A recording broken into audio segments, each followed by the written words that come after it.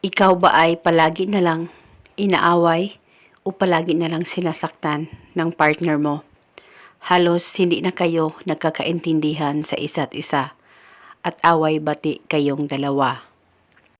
Kaya ngayon, may ituturo ako sa inyo na napaka-epektibong ritual at paniguradong ito ay makakatulong sa relasyon ninyong dalawa ng partner mo nang sa ganon, mas lalong mapabuti at magiging matibay ang relasyon at samahan ninyong dalawa ng partner mo.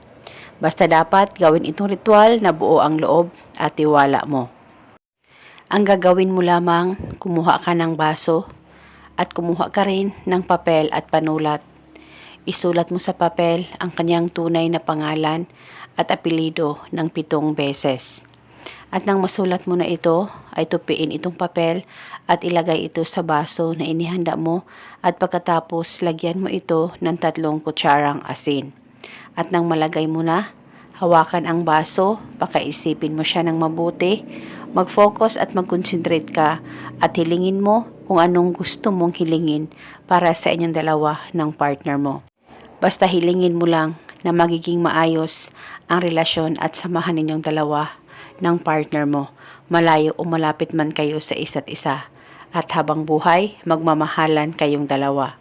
At pagkatapos, ilagay itong ritual sa safe na walang makakakita at makakaalam. Pwede mo ito ilagay sa kwarto mo, sa ilalim ng kama mo, sa altar o sa ibabaw ng kabinet mo. At itago ito hanggang 7 araw. At pagkatapos ng 7 araw, ay pwede mo nang itapon ang asin at ang papel. At kung gusto mo, pwede ka gumawa ulit. Ganun pa rin ang baso ang gagamitin mo.